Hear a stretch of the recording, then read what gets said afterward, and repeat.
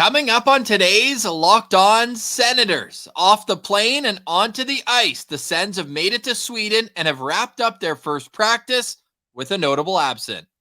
And an important benchmark in the Sens season, we take a look at how the team overall and individuals have fared in the first 13 games of the season. Plus, we'll look back at Saturday's win against the Calgary Flames. All that and more on today's edition of the Locked On Senators podcast. It's your team every day. Your Locked On Senators, your daily podcast on the Ottawa Senators. Part of the Locked On Podcast Network. Your team every day.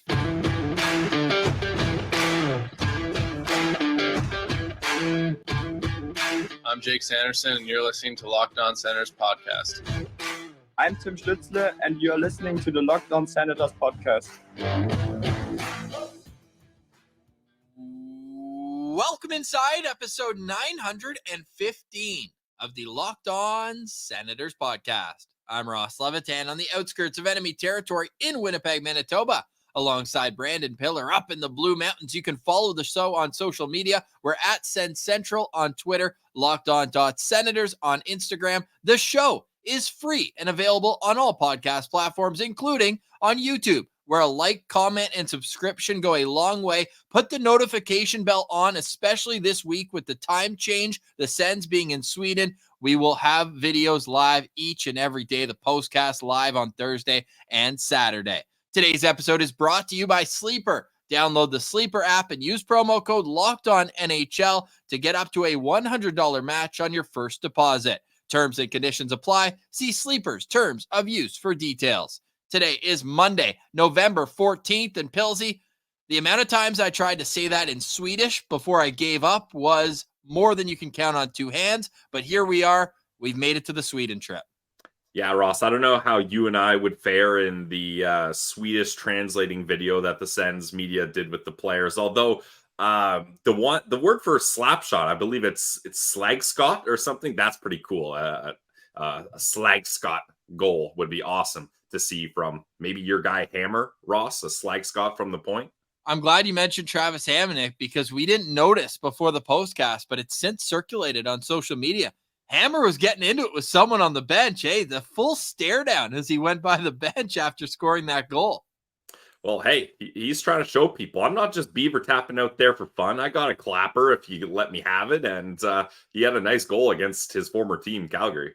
Yeah, true. I forgot he played for them as well. A nice moment earlier this season. He had his 800th game against the Islanders. But with Travis Hamonic, I mean, I was pretty harsh on him in the postcast. I think the only Flames goal was pretty much only on his shoulders, being flat-footed at the offensive blue line and not being able to get back in time. Sure, Branny dove out maybe a little quicker than he should have in that situation, but I think it's on the defense. And I would have even preferred if he went full Nikita Zadorov and just took the interference penalty at the offensive blue line, said, hey, if I can't make it back, you can't get around me type play. But I have heard, though, that Hamonic was going back and forth with Jack Capuano, both at intermission and on the bench a little bit during the game. Those two have been together for a decade, so I don't think it's anything more than just a heat of the moment in the game. I'm sure those two shared a pint after the game, and it's all good on their way to Sweden. So while we're on that game, though, I mean, we'll get to the note, and there is one notable absence at practice, but let's wrap up that game on Saturday because it was a can't-lose game for the Ottawa Senators, for the vibes, for the flight, for everything over the next 4 days without a game. They still wake up in last place in the division and not the conference anymore. Thanks to Columbus did get at least a point yesterday, eh? They did, went to shootout. Okay, we don't like that. So they're tied, but they do have 2 games in hand. So I think that by standings account, the Senators are not in last place in the Eastern Conference. But what to you was the biggest reason why the Senators were able to win that game? It just seemed, Ross, that, and this is Steve Stais music to his ears, but it just seemed like this was a stable game for the Ottawa Senators. Like things didn't get out of control. It wasn't chaotic. They continue to light it up on the power play. Another power play goal. Just one, though. Just one. And it was overall just a nice game for the Ottawa Senators. Like they don't take too many penalties. They don't allow the Calgary Flames to get too many opportunities. Jonas Korpisalo comes up with a couple big saves, especially that one up against Jonathan Huberdeau on the breakaway. And they're able to get a 4-1 win in front of their fans before going to Sweden. So, yeah, Ross, you mentioned it. Can't lose game. Did we label it a must win? I thought we did, just because of how important it was to get a win and not stew on games before heading to Sweden. Yeah, I think after Meth told us just how it's night and day difference between the attitude and atmosphere around the team. If they won, we labeled that thing must win, as we like. There we go. So what's the must win record at now? 3-2. We got to keep better track of this. We need one of the citizens. We need a must win game tracker here. Yeah, well, I hope you got lots of ink in your pen if you're going to keep track of our must-win games here on LOSP. But those 2 Sweden games, like Minnesota is playing horrible hockey right now. And Ross, they just moved Freddie Gaudreau to IR, and Kirill Kaprizov was not practicing in their first practice in Sweden. Now just banged up, likely just a maintenance day, but still, this is a team that's down bad. They just got spanked by Dallas. So the Detroit game, I would say, is much more important for the Sens to win, but you gotta beat up on teams down bad, and I think this is a great time to beat up on the Minnesota Wild as well. Well, maybe it was just a little Russian bonding, because it leads perfectly into the fact that Artem Zub was missing from Senators practice in Sweden. Now, the Senators, I like this strategy. If you've ever been jet lagged before, you know that the first day you are a zombie. Yeah. So force them to get off the plane and go right to practice and at least just shake out the cobwebs. I bet you it was an awful practice. I bet you guys were, skating in quicksand, making bonehead reads, but that's all part of it. After being on the air or in the air for 8 hours, get in there, get moving. And the Senators also very classy move. I like this. This is best in class type stuff. Jacob Larsson was called up as the extra defenseman, the only Swede on the back end in Belleville. So he can play NHL games. It's not like they're giving it to a guy who's like an ECHL, AHL guy. He's played NHL games before, former first-round pick. But for him to be able to go to his home country and at least get to see the sights and sounds, he might not play in the games, but I think that goes a long way with word of mouth among players. Like, oh, this was great what they did. Much like with the Jets, chartering a flight so those Minnesota kids could go to Adam Johnson's funeral. I think this goes a long way with the Senators and how they're perceived around the league. Well, and Ross, even beyond that, like, there's no Artem Zub. So you don't want, obviously, fingers crossed, you don't want Adam Larsson to get in the game here, but I believe Tyler Klevin is along with them too. But yeah, so they got 8D going, and they've got an extra forward as well because they called up Highmore, but Zach McEwen's still up with them as well. And the NHL has a rule where it doesn't count as a call-up because the Senators have a full roster, Pilsy. Yeah. They got 3 extras, but because they're going overseas, they're able to bring Mads Sogard as well, but he will not be counted against their official lineup unless, of course, knock on wood, something were to happen. So a nice little insurance trip back to his home area, we'll call it. We know the Great Dane is from Denmark, but yeah, really cool that Jacob Larsson was the guy who gets the call up. I love that play. Yeah, and Ross, how about a Scandinavian trio for goalies? So you got Forsberg, Swedish, Jonas Korpisalo, Finnish, and then Mads Sogard, Danish. So you love to see that. The Vikings are coming home. I think we might never get Jonas Korpisalo on the show if you think that. Oh, are you gonna hit me with the Finland is not a part of Scandinavia thing? Whatever. Why is Finland not considered a Scandinavian country? It's geographically not in the Scandinavian peninsula. It's that easy. Well, hey, you know we're not geography guys here. Like, they're about as Scandinavian as you can be without being Scandinavian. Come on. Swedish, Danish, Norwegian, and Icelandic. That's your Scandinavian 4. And don't say you don't learn anything listening to Locked On Senators. Greenland snubbed. Again. Classic. Greenland just covered in ice. The biggest misnomer out there in terms. Okay, let's get back to Stockholm, though. Come on. So Stockholm, the Senators, by the way, are 3-1 at this arena. The old Globen Arena, Yes. now the Avicii Arena. Love that.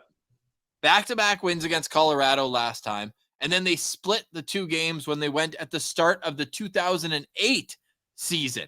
I'd love to see. I'm going to check right now. Who do you think? I don't remember that at all. Dude, they're 3-0-1 at this arena.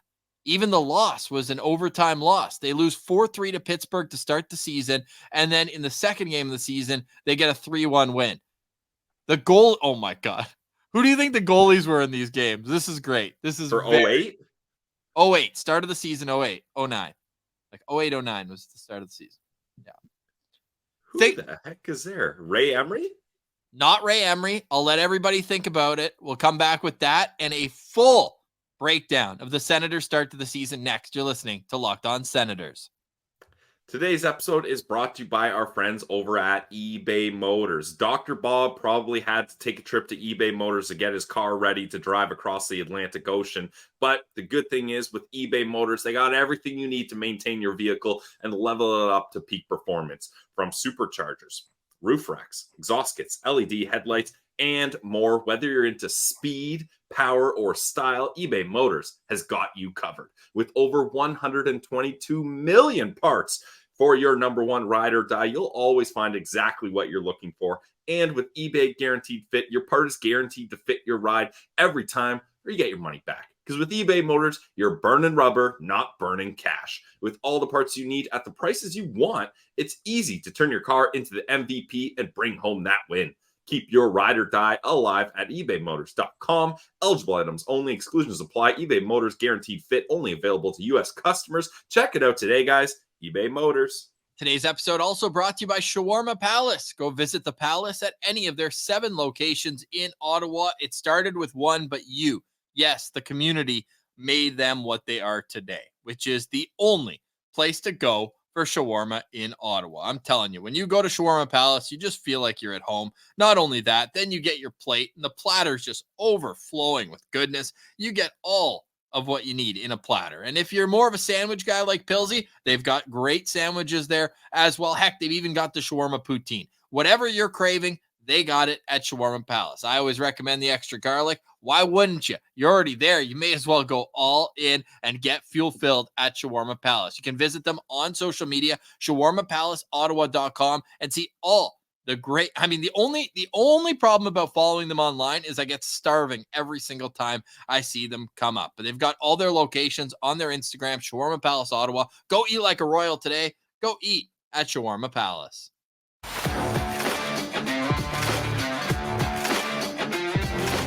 All right, Pilsy, little trivia time here.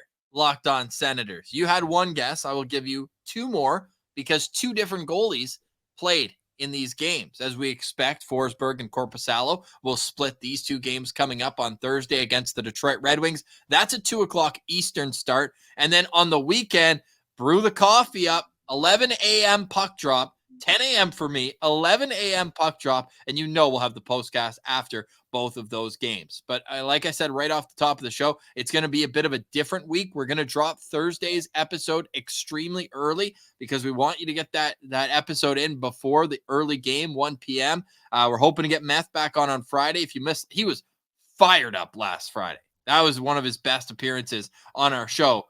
But Pilsy, I've been giving you time to think. I've been doing a little dance here, trying to let you think. Who were the 2 goalies that started the first time they went over to Sweden and played against Pittsburgh to start 2008? Brian Elliott there yet? Nope. Good guess, though, because he definitely played games that year. Yeah. Oh, damn. I think this is wrong, but this is the other name that popped into my head. Not Pascal Leclerc. No, not Pascal Leclerc. Okay, that's all I got. No.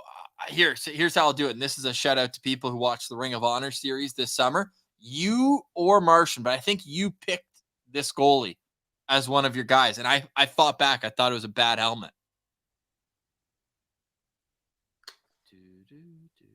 Martin Gerber?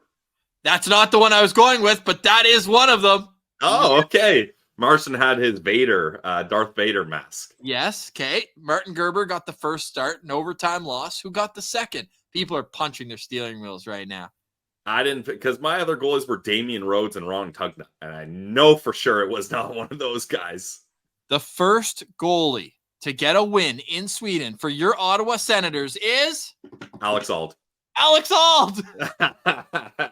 Did you look that up? No, I didn't. It hit me after, and I remember you are so against that helmet, and you're not an Alex Auld guy.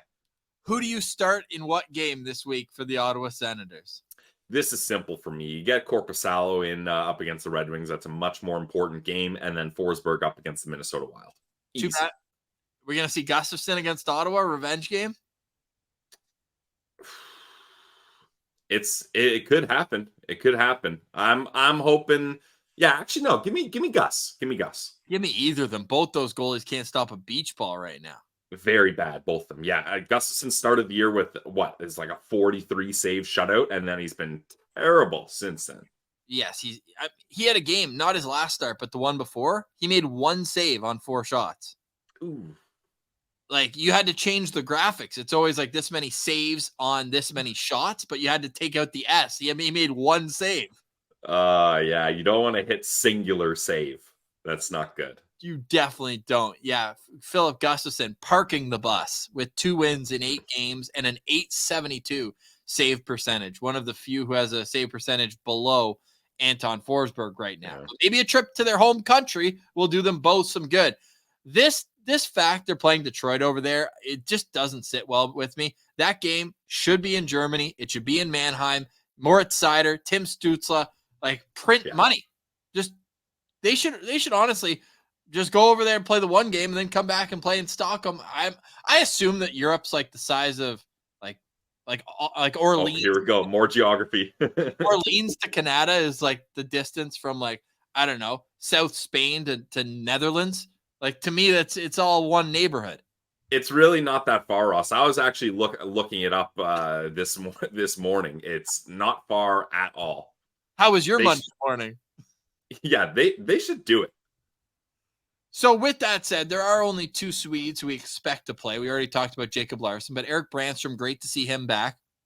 And then Anton Forsberg. Like, that's it. But the Sens did bring their secret Swedish weapon, Daniel Alfredsson. True. On the trip. And our guy, Ott and Bothered, like the name. That's nice. A great handle. He posted a video this morning. I don't know if he's over there or if he just grabbed the video, but Alfie's got a spring in his step. Give this guy a jersey. Is number 11 available? No, it's actually not. He can't wear it. But yeah, Alfie in Sweden, like, I gotta imagine he's playing paddle with just swapping which hand he uses with the paddle, as the Sens are going to have a paddle tournament coming up here. But you got to imagine it's so awesome for these Swedish guys, because they all got to come over. They got to deal with Canadians being like, oh, have you tried Tim Hortons? Like, you wanted some delicacy? How about beaver tails? Shout out beaver tails. And then they go over to Sweden, and there's all this totally different style of food to try out. Scandinavian people. So not Finnish people. I'm not talking about you Finnish people, but Scandinavian people are a delight to deal with. I've always loved dealing with them. They're very nice in like a stern, quiet way, like very polite in like a not an outgoing way. But then once you get them going, they're awesome. So these Swedish guys got to be absolutely stoked, Alfredsson included, to show the boys around. Daniel Alfredsson's career playing in Sweden, 2 games. In the first game, he was -2, no points, 6 shots on goal. And in the second game, he had 2 assists and had 2 shots on goal. So there you have it. Alfie, honestly, put him in the game, Ross, for real. Like, get him as a third line winger. Let's go. This just warms my heart. After losing the first game against Pittsburgh way back in 2008, people are like, can you stop talking about this game? Who cares? But you look at the first goal, Heatley from Spezza and Alfredsson. Just feels right. Did the Swedish people get some pizza after that one? Come on. Some real throwback names on the roster that went over there the first time. You have Brian Lee. You have Alexandra Picard. You have Jarkko Ruutu. Nice. Yeah, Jason Smith in the 1 year he played in Ottawa. All right, but enough looking back. Let's look. Well, we're still going to look back, but a lot more recently, because this 13-game sample, it's the fewest amount of games played in the National Hockey League right now. There's a few other teams who are also at 13, but the Senators are going to have their work cut out for them when they get back from this trip. But how have they looked so far? We'll get into some individual player analysis and overall team stats that are sticking out like a sore thumb when we come back next on Locked On Senators. Today's episode is brought to you by our friends over at Sleeper. Guys, if you want to win 100 times your money, play daily fantasy hockey on the Sleeper app, available for our friends in the US. There's so many possible scenarios for success, but to have a chance at winning big, you need to play daily fantasy hockey on Sleeper. As the official daily fantasy app of the Locked On NHL Network, it's our top choice for fantasy sports, especially fantasy hockey. With Sleeper, I'll say it again, you can win 100 times your cash in daily fantasy hockey. We're not math guys, but 100 times your cash sounds pretty good to me. What I like about the Sleeper app is you can play all sorts of sports: NFL, NBA, MLB, college football, everything. And of course, hockey. They have the group chat where you can talk smack to your friends, let them know that you've got a big week coming ahead. And time is money, so you don't have time to get things prepped. It's easy. You can make your entries in under 1 minute. With studs like Brady Tkachuk, Claude Giroux, Jake Sanderson, Drake Batherson, all these guys, all you have to do is pick stats like goals, assists, saves, plus, minus, and more. You heard me, Sens fans. 100 times payouts on Sleeper, so start paying attention and get your picks right so you can win big. Use promo code LOCKEDONNHL, and you'll get up to $100 match on your first deposit. Terms and conditions apply. That's LOCKEDONNHL. See Sleeper's terms of use for details. Only available in the U.S. for now. Today's episode is also brought to you by our friends at the Glebe Central Pub.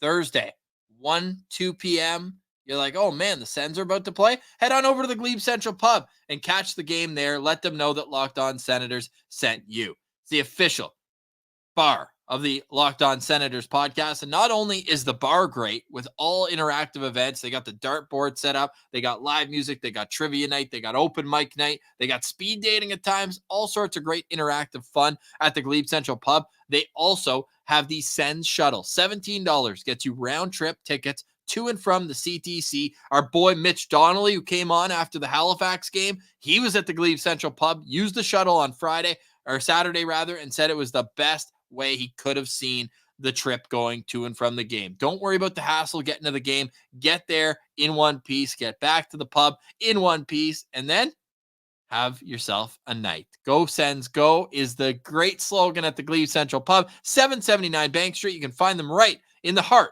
of the Glebe.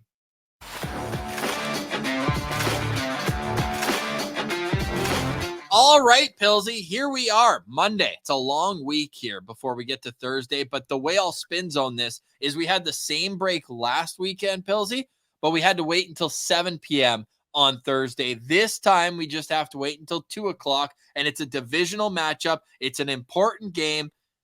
Dare I bring up, at some point this week, I'm not going to do it today. Whoa. Dare I bring up Alex DeBrincat's last 8 games? I don't care. Don't do it. I don't care, Ross. Okay. Actually, you know what? Later on, I will allow it. Right now, I don't care, but I do know that Kubalik is looking pretty good stacked up against him. If you cherry pick the stats in our favor, of course, obviously. Why would we do it any other way? We can reach that high to cherry pick. It's true. It's true. A couple tall dudes over here. But for now, Ross, I don't care about Alex DeBrincat. All right. We're going to care about him on Thursday, though. It's unfortunate Ridley Gregg's not in the lineup because it'd be fun to get that rivalry renewed after Ridley Gregg. Unfortunately, that kind of swung momentum the wrong way, but my goodness, what a hit in the corner there. Clean hit, shouldn't have been penalized, and I'll stand by that until my last breath. Yeah, Ross, Ian Mendez did an article, and the basis of it was the Sens season has not been the same since that penalty. And it seems crazy to say, but it does bear some truth. After that, things just kind of fell off the rails here. Well, the Senators definitely lead the league in most power play goals given up off a face-off. Like when they're first shorthanded face, it's been 3 this year where it's like within 4 seconds, bang, win the draw. D to D goal. Yep. That happens. Yeah, it's not pretty. It's not pretty. Way, that's an unofficial stat, but it just feels that way. It's like the stat where everyone was saying the Sens always give up players' first NHL goals, and then somebody came up with it, and they're tied for the lead since the 05-06 season. Yeah, it's no joke. And Ross, the thing with those quick goals off the faceoffs is they always come on bad penalties, like your Hamonic penalties, your Chikrin penalties, like ones that it's like either that shouldn't have been a call or that's a penalty you can't take, and they capitalize instantly. That's the hockey gods smiting the Ottawa Senators' mistakes. So where do you want to go with this? Do you want just give me your overall impression of a Senators team that's 6-7 with 0 overtime losses, 0 overtime appearances through 13 games? How are you feeling about this team as we enter this 4-day break? Well, Ross, I'll give you my feelings, but I want to flip it over to you after, more importantly, because you were the one that said all along, you emphatically said that if this team is not 500 or better, and you even emphasize 500 is not good enough, DJ Smith's, he's got to be done. He's got to be done. So we'll get to that in a second. But I said that they should rip up his plane ticket if they're not 500 or better. Yeah, you said a lot of things about that. And math guy, 6-7, not 500. Nor is it better than 500, Ross. It's actually worse. As far as my feelings, look, playoff or bust, no excuses. That is the slogan. But my goodness, have the Senators been hit by injuries in an insane amount in just the first 13 games. So I'm going to withhold my true judgment on this team until they can get a stretch with a full roster here. I know people are probably saying that's such a cop-out, Pillsy. Come on, you got to be stronger than that. But like, there's only so much you can do when you have an injured player.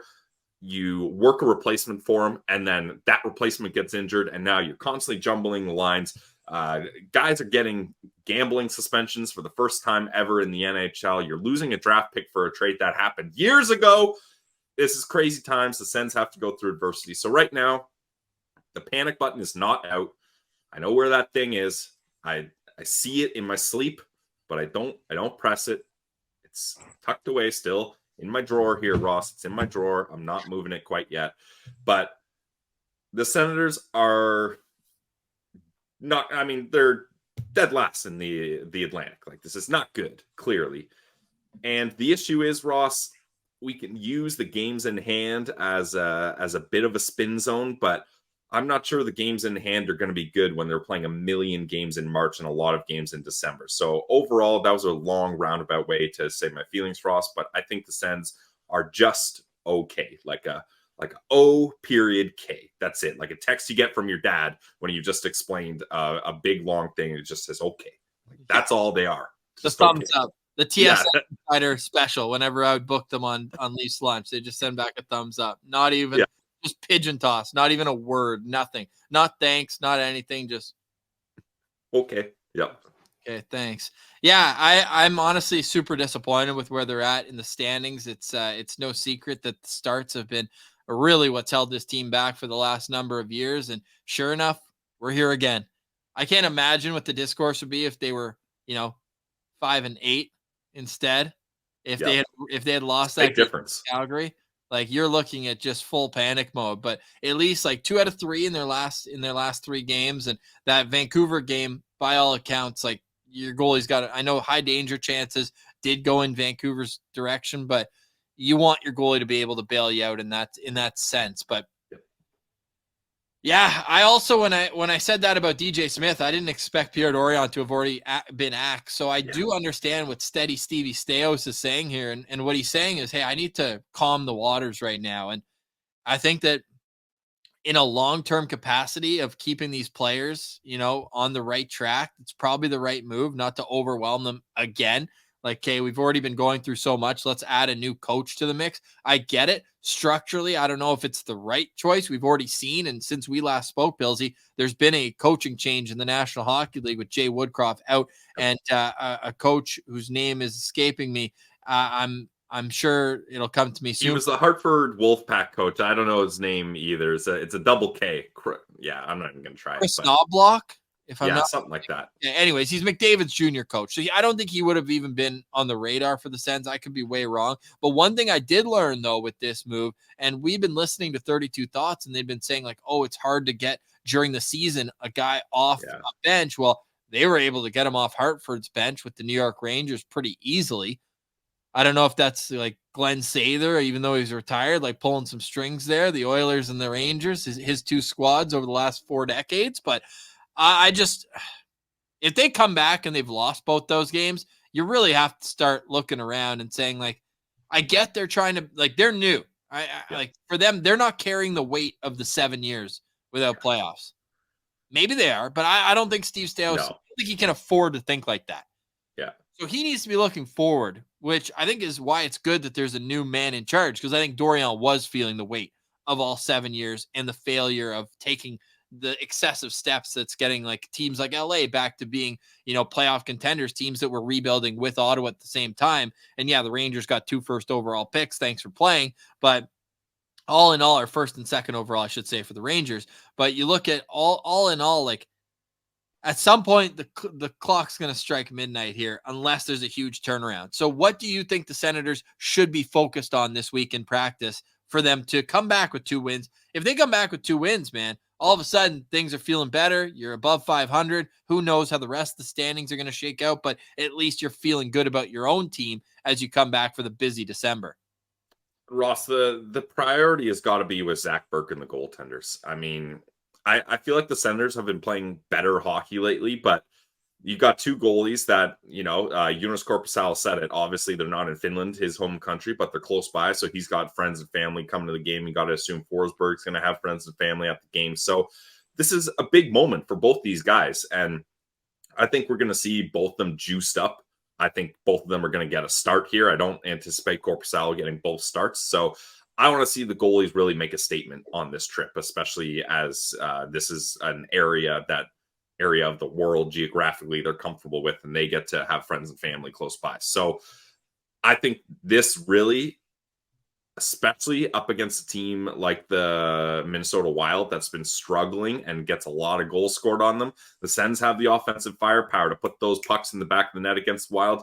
You need the goalies to shut the door here. So that's going to be my main focus, Ross. I think they've been better with their breakouts. That was something that I'd really keyed in on before the Toronto game. And I think in the 3 games they've shown, and of course it helps having Zub back and having Erik Brannstrom back. Zub, by the way, is listed as day-to-day right now. So we're hoping that he'll be back at practice. Not tomorrow is an off day for them, but then on Wednesday that he'll be back at practice. But having Brannstrom obviously moves pucks, so having that helps get the breakouts. I still want Tim Stützle, among others, to simplify their game a little bit as they try to bring in the puck into the offensive zone. So that's one area. And not to be cliche, but hockey, it is a simple game when you look at it from a wide lens, and that's goaltending and special teams. And the Senators power play, as we've kind of joked about now, it's becoming a theme that they score 1 power play goal every game, but God forbid they get a second. They've had 1 power play goal exactly in 9 of its last 10 games. The only game they didn't score on the power play was the Vancouver game. But then on the penalty kill, so in the last 10 games, let me put it to you this way. Last 10 games, they've scored 9 power play goals, and they've given up 9 goals to the other team's power play. If you're going to score on the power play that often, that's great, but win the special teams battle. Yeah. Come out of that as a positive, and then you're not chasing the game at 5-on-5 and still trying to get that extra goal. So I'm going to be watching for the power play here, Pilsy, to really accelerate the growth of how confident they are at 5-on-5, where the 4th line doesn't go out there thinking they have to, do more than they do. Just play defensive. The 3rd line can go out there. Everyone they can feel like they can play into their roles when they're not pressing for offense all the time, as they've fallen behind so often early in games this year. Ross, this will be international ice size, right? No. I don't think so. Okay. No. That's a great question, though. People let us know in the comments. The Swedish Hockey League, are they all international ice size, or some of them are small, some of them are big? How does that go? Because if it is international ice, I'm giving the edge to the Senators in at least the game up against the Red Wings, maybe even up against the Wilds as well. I'm looking up pictures right now of the Sens and Colorado game in Sweden, and it looks like it's NHL size ice.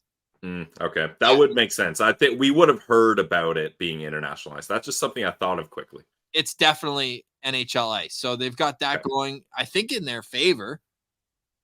But either way, I was going to say I thought international ice would be more in their favor. They can use some of that speed that they have, like Matty Joe, Jake Sanderson, Tim Stützle. Like those guys could really use the extra space. And here's another question, and I should know this: is DEL international ice or NHL size? No clue.